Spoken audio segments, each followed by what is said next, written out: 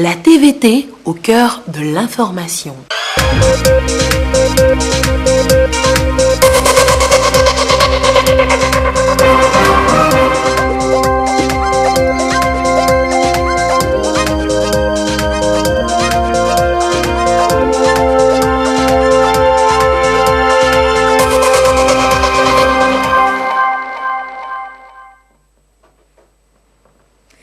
Heureuse de vous savoir, nombreux rendez-vous du journal sur la télévision togolaise. Madame, Monsieur, bonsoir et voici les titres de cette édition. La question d'un probable couvre-feu durant les fêtes de fin d'année a été au cœur des échanges et des travaux en Conseil des ministres de ce mercredi. Vous découvrirez les grandes lignes de ce conseil dans cette édition. Ce 9 décembre est célébrée la journée internationale de lutte contre la corruption. Et au Togo, c'est une conférence débat sur le phénomène et ses conséquences qui a marqué la célébration. Et puis vous découvrirez dans ce journal le futur atout charme du secteur agricole togolais. Le gouvernement veut miser sur l'agriculture de précision. Qu'est-ce que c'est? Restez avec nous pour le savoir. Voilà donc pour les titres. Ce mercredi, le Conseil des ministres s'est réuni autour du chef de l'État, Faure Sozimna Nyazingbe. Professeur Akoda Iwadan, ministre de la Communication et porte-parole du gouvernement, nous livre ici le compte-rendu des travaux de ce matin. Compte-rendu du Conseil des ministres du 9 décembre 2020. Le gouvernement s'est réuni ce jour en Conseil des ministres au nouveau palais de la présidence, sous la présidence de son Excellence M. Faure Sozimna Nyazingbe, président de la République. Le Conseil a examiné un avant-projet de loi, un projet de décret et écouté 6 communications.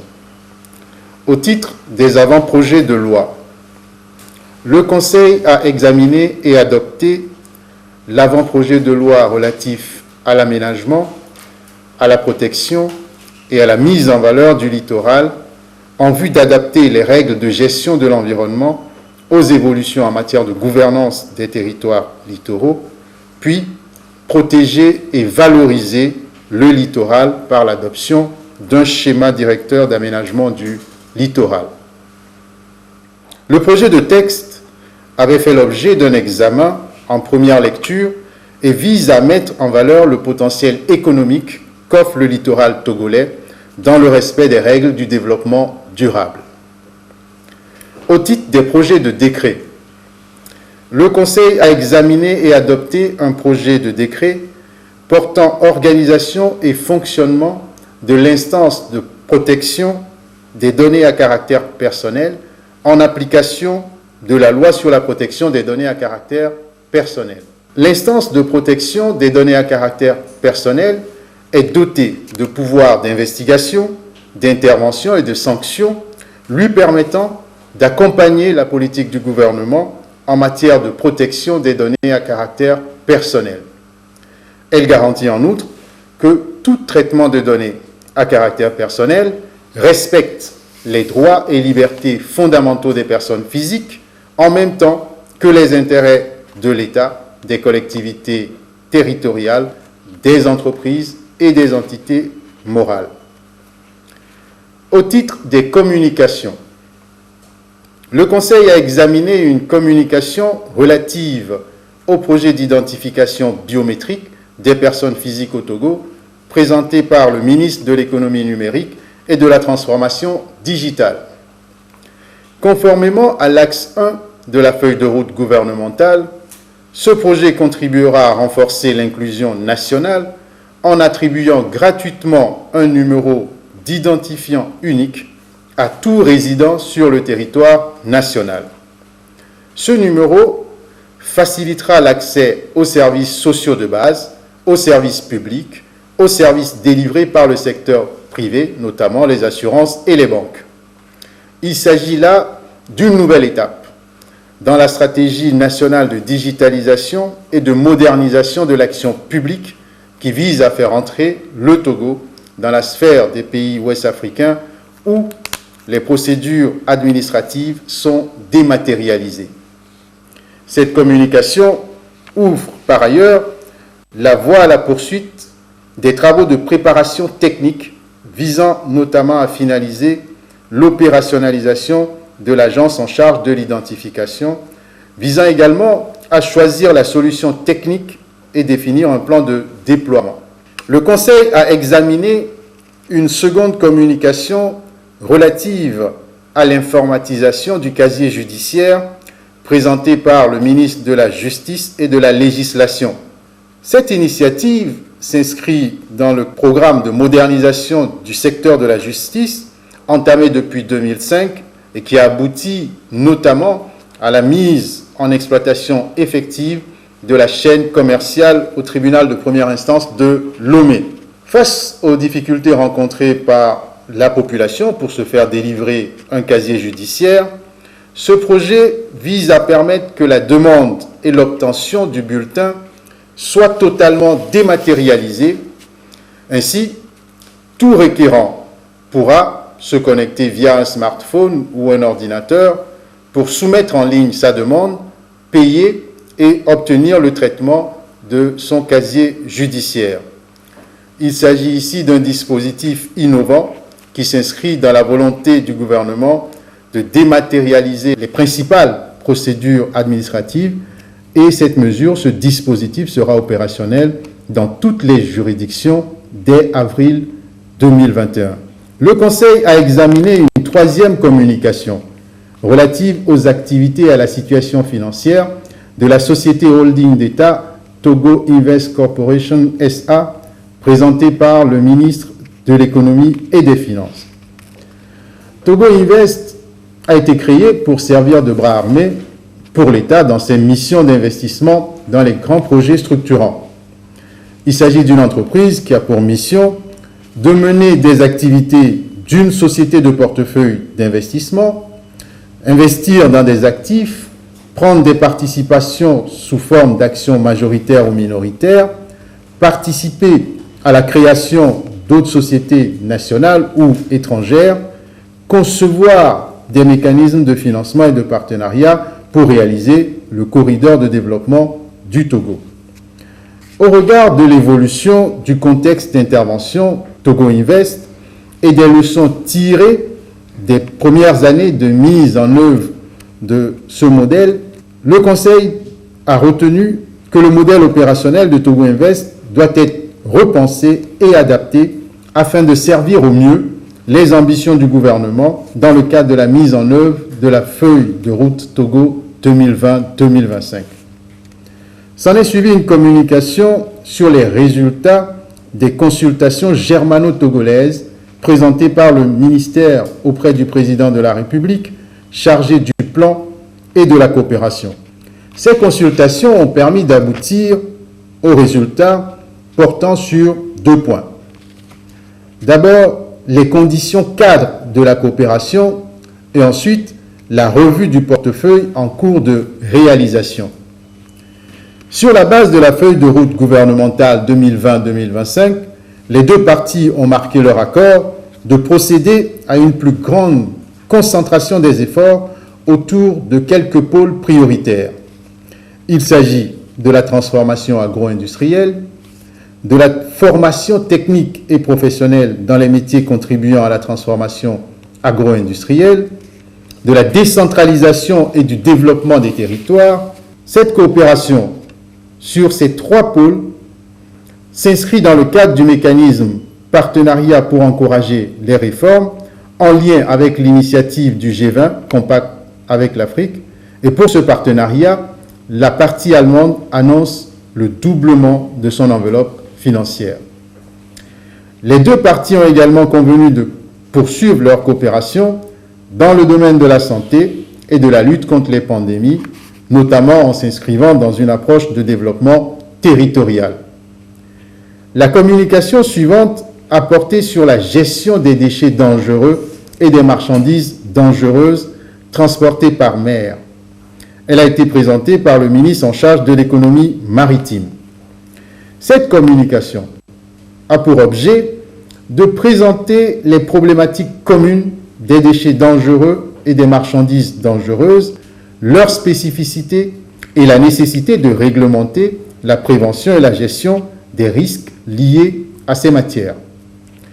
En effet, face aux multiples risques que représentent les déchets dangereux et les marchandises dangereuses, une nouvelle réglementation permettra d'une part de fixer les conditions de transport et les modalités de gestion des déchets dangereux et marchandises dangereuses dans les ports, dans les espaces maritimes sous juridiction togolaise, et d'autre part de réglementer les mouvements et les modalités de gestion des déchets dangereux et des marchandises dangereuses sur toute l'étendue du territoire.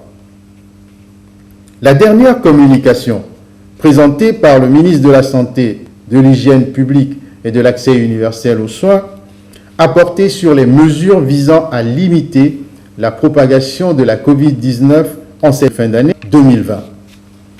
L'évolution de la pandémie et le risque éventuel d'une flambée pour cause de fête de fin d'année ont conduit les plus hautes autorités à solliciter l'avis du Conseil scientifique. Sur cette base, des concertations avec différents acteurs, il s'agit des leaders religieux, des élus locaux, des préfets, le patronat, le syndicat des tenanciers de bars et de restaurants, cette concertation a permis de faire des propositions destinées à minimiser les risques de propagation de la pandémie.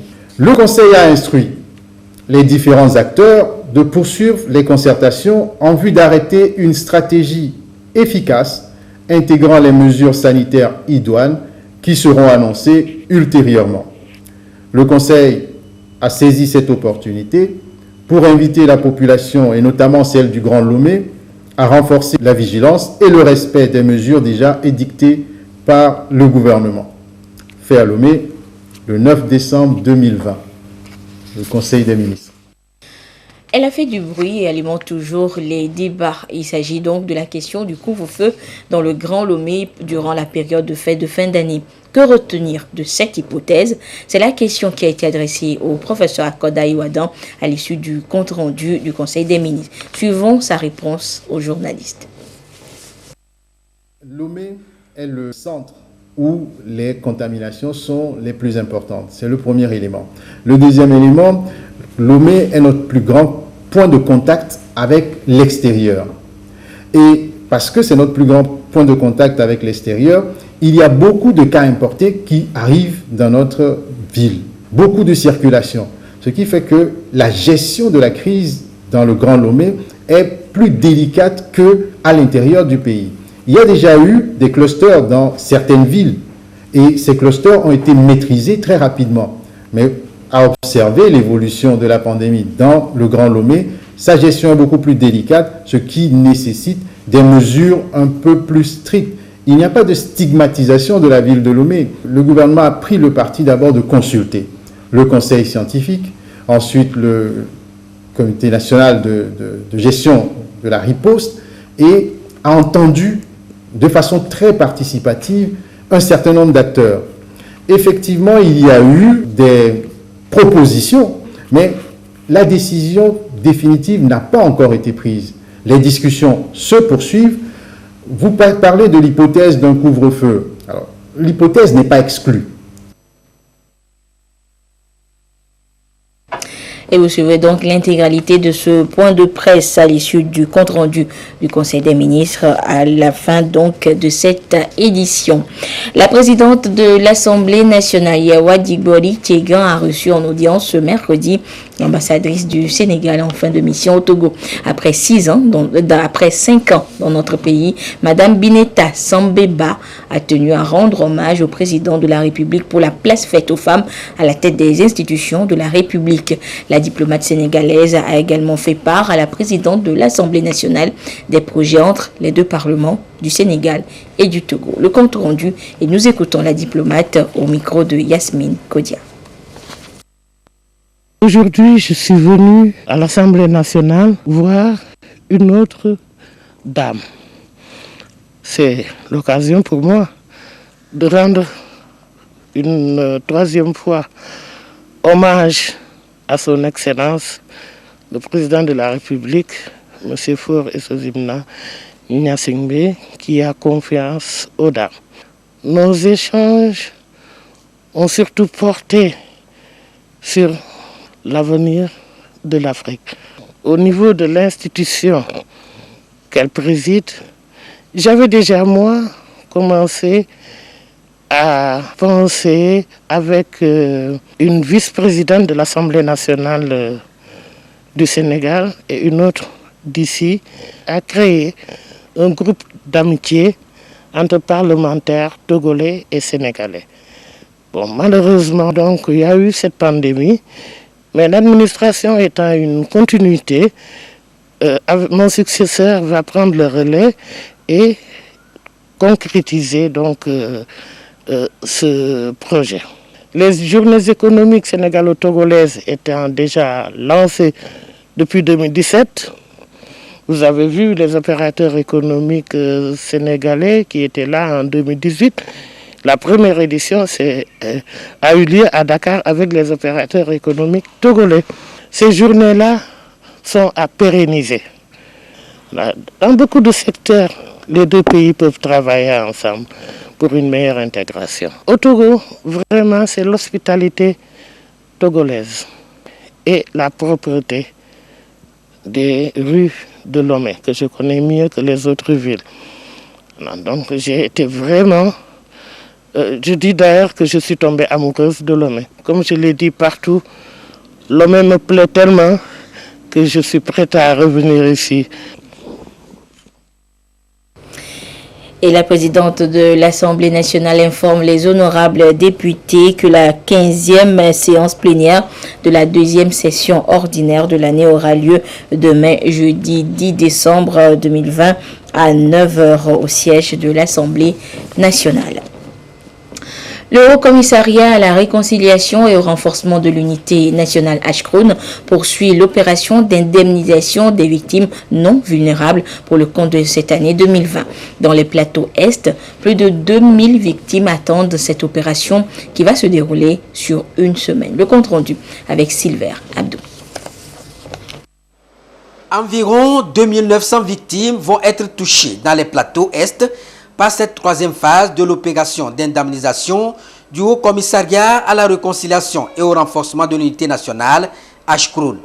Elle concerne les victimes non vulnérables, c'est-à-dire ceux ou celles qui ont subi des séquelles d'ordre physique ou psychologique lors des différentes violences sociopolitiques au Togo. Dans les plateaux Est, 8 préfectures bénéficient donc de cette opération d'indemnisation.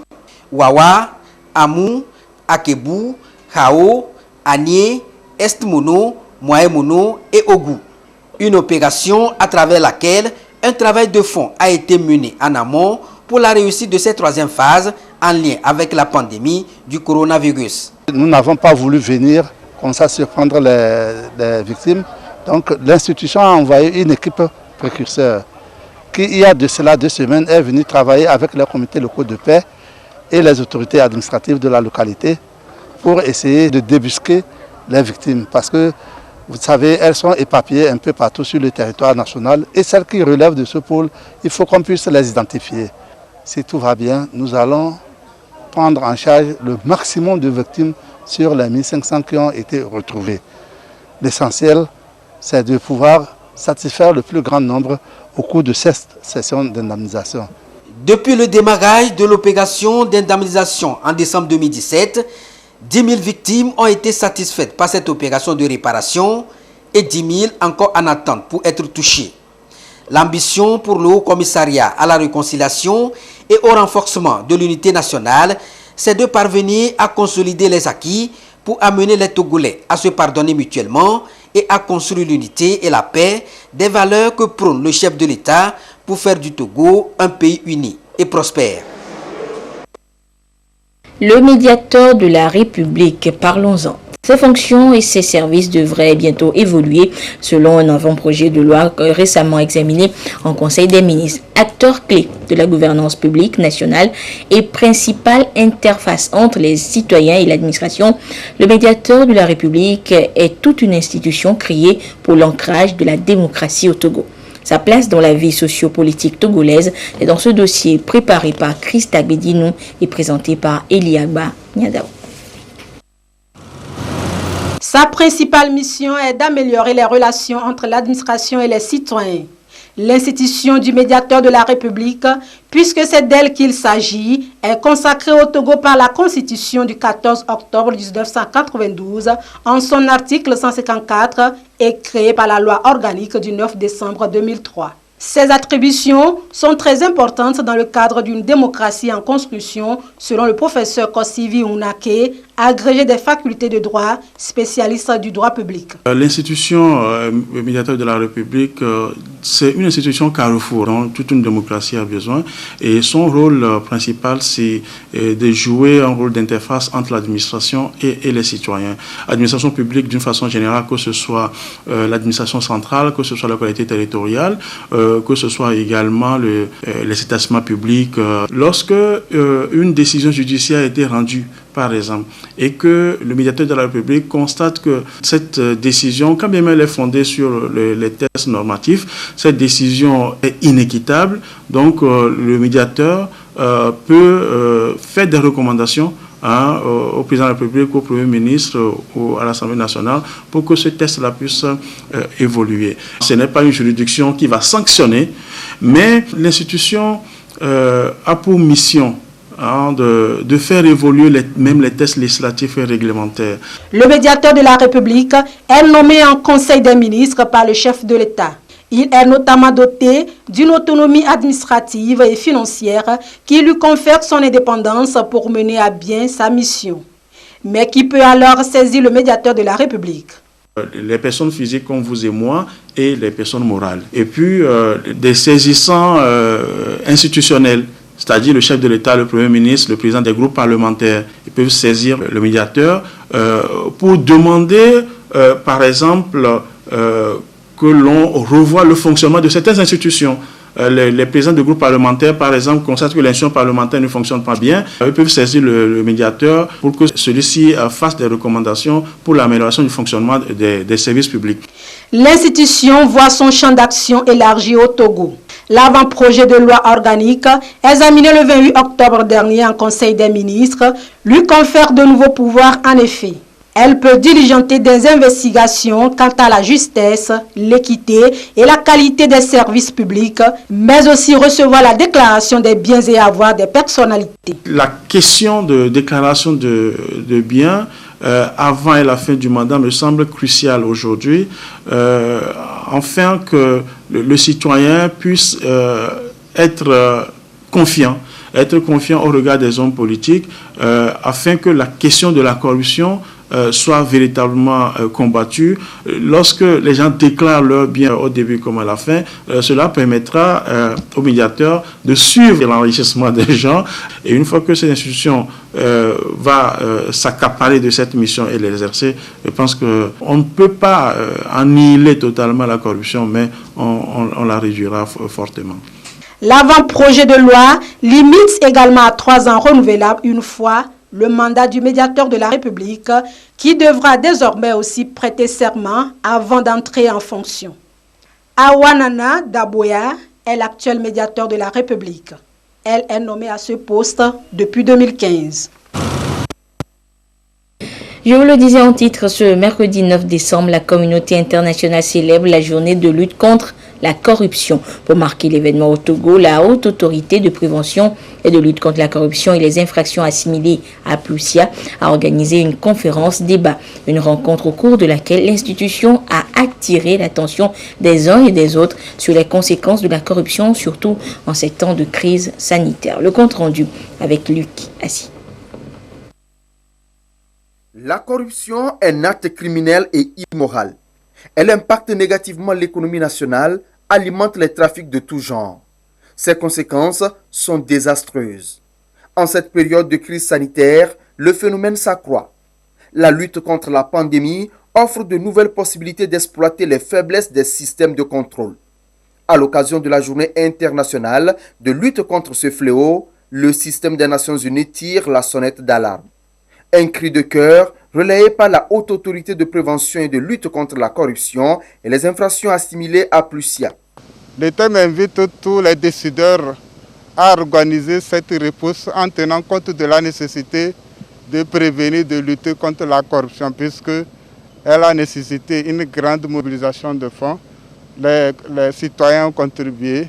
Nous voudrions bien que ces fonds soient gérés avec intégrité et dans la transparence et que les fonds arrivent véritablement aux nécessités, aux destinataires. Nous célébrons cette année la 17e édition de la Journée internationale de lutte contre la corruption. Cette journée a été instaurée pour nous souvenir de la création de la Convention qui a été adoptée le 31 octobre 2003, mais qui a été ouverte à la signature du 9 au 11 octobre de la même année au Mexique, afin de sensibiliser le monde entier sur le risque que constitue la corruption. La célébration est axée sur la thématique « Rétablir avec intégrité ».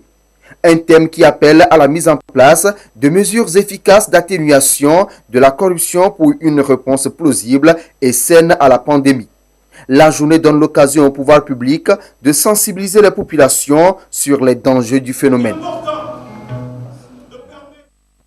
L'agriculture de précision, une innovation dans le secteur agricole. Elle fait apparaître une nouvelle technique de culture et de réponse aux exigences actuelles socio-environnementales et climatiques. Et le Togo veut opter pour cette mesure. Mais avant, allons à la découverte de l'agriculture de précision dans ce dossier de Robert Potogbe et Ekoui Sala. Selon les promoteurs, l'agriculture de précision se rapporte à l'utilisation intégrée des techniques de production du site cultivable et de ses ressources que sont l'eau et les engrais. Une nouvelle donne qui oblige les producteurs à cultiver autrement. Nécessité d'adapter les cultures au sol et à l'environnement. Lorsque je veux cultiver aujourd'hui, d'abord, il faut que je chasse. Là où je veux cultiver aujourd'hui, est-ce que ce que je veux cultiver, il peut réussir là-bas? Est-ce que je peux cultiver ça là, ici, dans cette zone?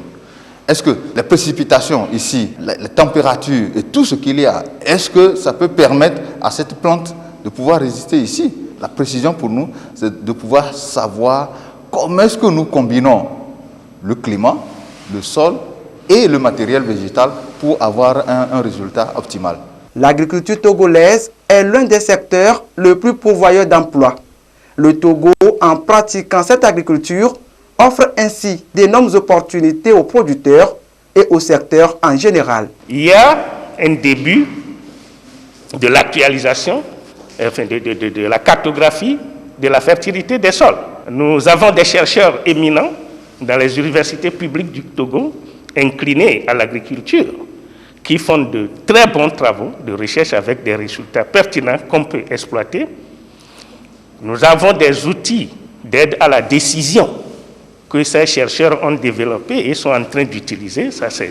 La grande opportunité, c'est que nous sommes obligés d'améliorer la productivité. Mais le secteur est confronté à 3 grands défis à relever, dont celui de la recherche, de l'industrie des engrais et de la formation. Nous, techniciens de l'ICAT, c'est de pouvoir apporter les informations suffisantes du terrain, les défis auxquels les producteurs sont confrontés dans les débats pour amener à pouvoir bien comprendre la nécessité vraiment de cette agriculture de précision pour nous.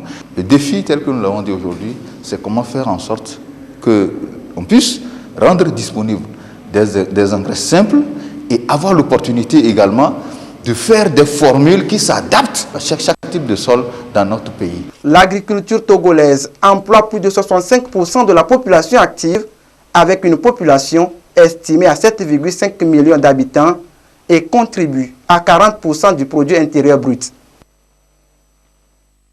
Les transporteurs routiers du Togo se mettent en synergie pour la réussite du plan national de développement PND. C'est à travers la fêtière patronale togolaise des transporteurs routiers, un organe qui veut moderniser et professionnaliser le sous-secteur des transports au Togo en vue de répondre aux défis de l'heure. Sonia Miniko pour le compte rendu. La fêtière patronale togolaise des transporteurs routiers, un nouvel organe pour moderniser et professionnaliser le sous-secteur des transports routiers au Togo. À cette assemblée générale constitutive du groupement, il est question de mutualiser les efforts afin de poser les jalons d'une fondation solide à la profession au service du développement économique et social du Togo. Nous avons la chance d'avoir un pays qui a un port performant et le prolongement du port se fait par le transport routier. Alors, pour répondre aux aspirations nationales du Togo, notamment une plateforme de services, les transporteurs ont jugé utile de se prendre en charge à travers cette fêtière pour parler d'une même voix et être des interlocuteurs crédibles auprès du gouvernement. Cette modernisation, le schéma est déjà défini par une formalisation du secteur où on estime avoir plus de professionnels, mieux organisés et répondant aux normes internationales de transport. Il y a 2 ans, cette idée a germé et le gouvernement, conscient de l'apport du secteur dans l'économie nationale, n'a pas hésité à le soutenir. Le chantier premier, c'est d'abord la refonte des mentalités au sein de nous-mêmes transporteurs. Savoir que quand on est transporteur, on a des devoirs. C'est pour ça que vous avez vu toutes les organisations professionnelles se sont regroupées pour qu'il y ait un travail éducatif. Le gouvernement a déjà commencé en nous mettant à disposition des experts pour qu'on puisse répondre aux normes, pour qu'on puisse faire un travail sur nous-mêmes, mieux organiser le secteur et puis répondre mieux aux besoins des clients, surtout des pays de l'Interland. Le ministère des Transports routiers, aériens et ferroviaires a salué la démarche. Pour lui, elle vient consolider le socle de la politique nationale des transports du Togo et constituera une des réponses concrètes à l'axe stratégique 1 du Plan national de développement PND. 140 forces de police des Nations Unies du Togo sont de retour au pays et 140 autres ont pris les airs en direction du Mali.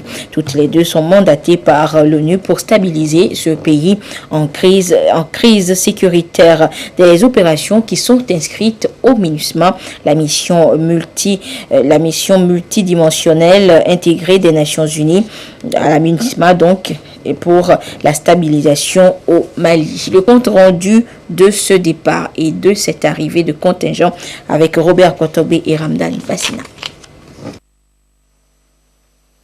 Il y a de cela 1 an, ces forces de police des Nations Unies voyageaient à bord de cet avion pour la mission des casques bleus de l'ONU au Mali. Après 12 mois, elles retrouvent leur pays, le Togo, dans un sentiment de devoir accompli. À Ménaka comme à Sévaré, les 140 casques bleus dont 8 femmes étaient au front pour la paix au Mali. Nous avons, grâce à Dieu, accompli avec dévouement les missions qui nous ont été confiées, celle de la protection des personnes et des biens, celle de la protection des civils et celle de l'appui aux opérations de police nécessitant l'intervention d'une unité complète. Nous voudrions ici remercier les autorités du pays qui nous ont assuré d'un soutien logistique sans faille. 140 nouvelles forces de police des Nations Unies ont été déployées pour servir la même cause et dans les mêmes villes. Le moral est haut, aguerri pour assumer cette mission. Nous avons reçu et subi une formation.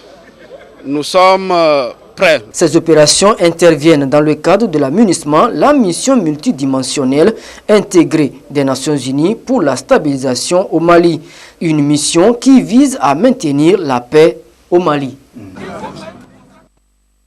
À ce jour du mercredi 9 décembre 2020, la situation de la pandémie au nouveau coronavirus Covid-19 au Togo se présente comme suit. Le nombre de cas confirmés est de 3151. 19 nouveaux cas depuis hier. Le nombre de personnes guéries est de 2699. 8 nouveaux guéris depuis hier. Le nombre de cas actifs s'élève à 387 et le nombre de décès est de 65. C'est un communiqué signé par le ministre en charge de la Santé, professeur Moustapha Mijiawa. Et je vous propose à présent de suivre l'intégralité du point de presse animé ce jour par le ministre en charge de la communication, porte-parole du gouvernement, professeur Akoda Yoadan, à l'issue du compte-rendu du Conseil des ministres. Bonjour Monsieur le ministre, merci pour la présentation. Je suis Neftali Messanledi, journaliste directeur de Togo Business News et rédacteur en chef de Financial Afrique. Depuis quelque temps, on sait que le Togo s'intéresse beaucoup plus à l'économie bleue jusqu'à mettre en place un portefeuille ministériel dédié à cette cause. Quels sont les enjeux économiques que présente aujourd'hui le littoral togolais? Le littoral est un espace multidimensionnel. C'est un espace multidimensionnel en ceci qu'il abrite des activités diverses, des activités qui peuvent être des activités industrielles, des activités de loisirs, des activités agricoles ou même des activités d'habitation, très simplement. Alors, dans notre cas, l'exploitation ou l'usage que nous faisons de notre littoral aujourd'hui n'est pas particulièrement réglementé, ce qui fait justement que nous ne pouvons pas en tirer toutes les conséquences économiques qui pourraient ou devraient en être tirées. Prendre un texte sur l'aménagement, la protection et la mise en valeur du littoral nous permet d'encadrer d'abord les activités qui ont pour socle le littoral. Et ces activités, je le disais tout à l'heure, peuvent être pour beaucoup à forte résonance économique. En lien avec l'économie bleue, vous savez, le littoral, c'est d'abord le rivage de mer, c'est toutes les zones humides, les embouchures qui ont pour point de contact la mer. Donc, il y a un intérêt à prendre en considération toutes ces zones-là pour capitaliser sur les activités qui génèrent des ressources sur ce littoral. Donc aujourd'hui, pour l'État, les règles qui sont fixées doivent accompagner le développement économique du littoral. D'accord. La deuxième question est relative à Togo Invest, qui a été mise en place depuis 2014. Qu'est-ce qui a amené cette nouvelle communication? Est-ce qu'aujourd'hui la situation financière de Togo Invest est-elle inquiétante? Vous savez, Togo Invest est une société holding d'État qui a produit des résultats. Ces résultats sont aujourd'hui remarquables sur le terrain. La société Compel, Kekeli Efficient Power, qui est une société qui est mise en place grâce à l'activité de Togo Invest, il y a une somme importante d'études qui sont réalisées d'ores et déjà par Togo Invest en vue de faciliter l'arrivée des investisseurs. Vous savez, lorsqu'un investisseur arrive, il a envie d'avoir des données fiables, des éléments d'information qui lui permettent de déployer son business plan immédiatement. Et Togo Invest a pris à bras le corps cette thématique pour créer une base d'études sur toutes les zones d'activité ou les activités qui peuvent générer des revenus pour notre pays. Alors, Togo Invest a donc pour objet de baliser le terrain de l'investissement ou d'investir sur notre territoire. Maintenant, vous savez, notre pays est devenu attractif. Attractif pour les investisseurs parce que le climat des affaires est particulièrement assaini, moderne et concurrentiel. Les investisseurs peuvent venir sur notre territoire pour investir sans avoir forcément besoin de Togo Invest, entre parenthèses, pour leur baliser le terrain. Ce qui impose au gouvernement de réorienter les actions de Togo Invest. J'ai des questions. D'abord, la première question, elle est relative à l'informatisation du casier judiciaire, une informatisation qui sera opérationnelle à partir d'avril 2021. J'aimerais savoir comment est-ce que cela se fera. Vous savez, le casier judiciaire est un document qui est sollicité très régulièrement par nos concitoyens. C'est un document qui permet de retracer, je ne vais pas dire la vie criminelle de nos concitoyens, mais qui donne des informations dans ce sens-là, un document particulièrement utile. Le constat qui est partagé par tout le monde, c'est que la délivrance du casier judiciaire prend beaucoup trop de temps. La délivrance du casier judiciaire impose une dépense d'énergie qui est importante. Si vous êtes né, par exemple, à Saint-Cassé et que vous habitez Lomé, il peut s'imposer que vous vous déplaciez vers cette préfecture avant d'obtenir le casier judiciaire. Donc, la délivrance du casier judiciaire est devenue beaucoup trop lourde pour nos concitoyens. Donc le parti qui a été pris dans la droite ligne de la modernisation de la justice, c'est d'informatiser le système de délivrance du casier judiciaire. Il s'agit d'une plateforme qui va être créée, qui s'appelle casier-judiciaire.tg, aussi simplement que ça, et sur laquelle vous pouvez introduire un certain nombre d'informations pour récupérer ensuite le document en question, le casier judiciaire. Sur la même plateforme, vous allez payer la charge que le gouvernement déterminera, et tout sera traité de façon électronique. Relativement aux populations à la base, vous savez, aujourd'hui, il n'est pas dit que le casier judiciaire soit absolument délivré par voie numérique ou vous téléchargez le document sur votre smartphone. Vous pourriez aller dans une maison de justice, par exemple, si vous n'avez pas de téléphone, pour vous faire aider dans ce sens-là. Vous pouvez même aller au greffe pour vous faire aider dans ce sens-là. Donc il y a tout un dispositif comme celui-là qui sera mis en place pour pouvoir accompagner le processus afin que celui-ci soit le plus efficace possible. Parce que l'idée, c'est véritablement cela, en droite ligne avec la dématérialisation des formalités administratives. La date d'opérationnalisation, c'est avril 2021. Le gouvernement s'engage là-dessus. La deuxième question est relative aux mesures qui sont prises dans le cadre de la crise sanitaire que nous vivons actuellement. Est-ce qu'on pourrait envisager aujourd'hui un couvre-feu dans les jours à venir? Et si oui, quelles sont les dispositions ou bien il y aura des mesures exceptionnelles? Aujourd'hui, le gouvernement a pris le parti d'abord de consulter le conseil scientifique, ensuite le comité national de gestion de la riposte et a entendu de façon très participative un certain nombre d'acteurs. Effectivement, il y a eu des propositions qui ont été faites, des propositions qui ont circulé sur les réseaux sociaux, mais la décision définitive n'a pas encore été prise. Les discussions se poursuivent. Vous parlez de l'hypothèse d'un couvre-feu. Alors, l'hypothèse n'est pas exclue. L'hypothèse d'un couvre-feu n'est pas exclue parce que nous avons déjà eu cette situation dans notre pays. Nous avons vécu le couvre-feu.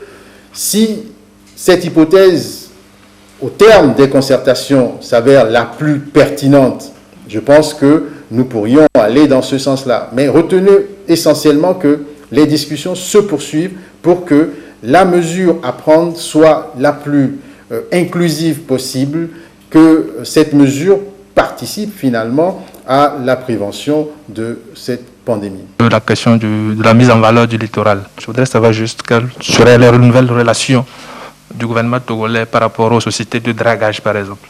Relativement à la mise en valeur, vous voyez très bien que on ne peut pas mettre en valeur sans avoir au préalable aménagé.